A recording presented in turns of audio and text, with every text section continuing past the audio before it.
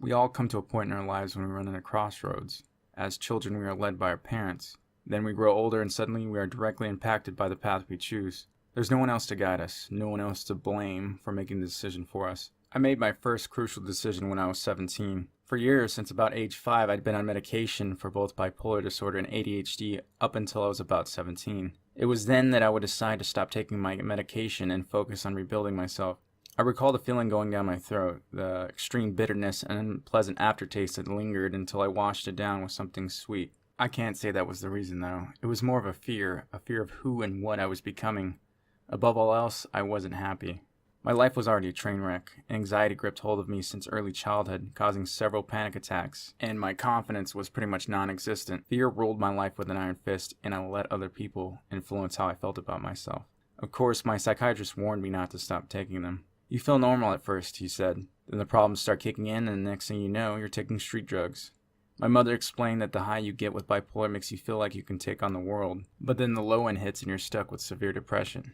All I ever heard were bad stories about people who went off their medication and committed suicide because they couldn't handle life anymore. But it was true, I won't deny it. My life made a turn for the worse than it had been before. The anxiety worsened and stacked on top of on and off depression, irritability, insomnia, and moodiness crippled me and affected everyone else around me. My confidence fell, rose, then fell again as I gained more and more weight, reaching a peak of 315 pounds. The breaking point came when my health problems started to stack one after another. Beginning stages of diabetes became apparent. I'd start to shake and feel dizzy when I hadn't eaten in a while. Sleep apnea stacked on top of my already insomnia, and I found myself sleeping longer and longer, never really feeling refreshed. My overeating and bad eating habits ruined my stomach until I started suffering from GERD. Some nights I'd lay and cry when I knew no one else could hear me. Any bad thing that happened that day would tear me apart endlessly. I pitied myself and other people pitied me. I wanted to kill myself, but I could never do it. I feared life, but I feared death more. I was stuck in a perpetual state of madness, and I thought I was crazy. I couldn't love myself, but I expected other people to love me. I faced it all because I wanted to feel normal. I was tired of being labeled special, and I was tired of being treated as if I was special. I was never stupid, though, but I'm sure many people thought I was. I was lazy, and I took advantage of the special treatment I was given.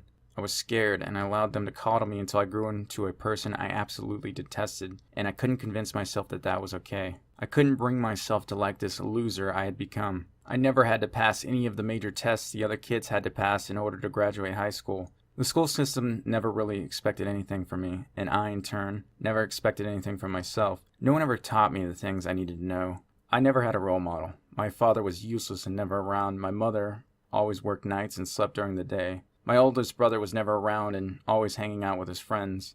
Whenever I faced a problem, there was no one else to go to but myself, and I always fuck it up. I fucked it up so much that the hard way became the only way, and when that came back to bite me enough, I turned into a coward. My life changed when I started to take control of it, when I stopped letting other people control it for me. I stopped caring about what others expected from me and started to care more about what I expected from myself. I'd lose weight, then get stuck, then lose weight again, then get stuck, then lose weight again. I'd get depressed and pull myself back up, get depressed and pull myself back up. I'd be afraid of something and then challenge what I was afraid of, be afraid and then challenge it again. The seemingly endless process continued until everything that held me down started to break away. It hurt, it was painful, and each time I moved forward I felt like giving up, and there were times I'd even move backwards.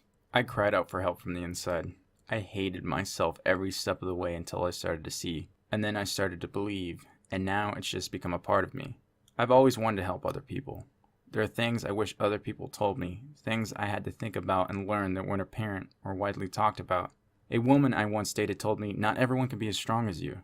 It was something I heard over and over again when trying to convince other people that they could do things they thought they couldn't. But I was wrong. It's not up to me to convince you to believe in yourself. That's on you. You know yourself better than anyone. I still struggle. I'm nowhere near where I want to be, but I'm still working toward it. And I'm so far ahead of where I used to be that it's almost unreal. There are still things I have difficulty with, but with each step I take it becomes easier and more bearable. Suffering is a part of life, and it's probably the most beautiful thing you'll ever experience. Because if you face it, if you truly embrace it, the weight will eventually lift, and that day will be the best day you ever had, I promise you. The harder the struggle, the heavier the weight, the lighter everything else appears until one day nothing else affects you the same, and you're the happiest you've ever been. Never give up the fight and you'll never lose. But if you avoid the fight, you'll never win either.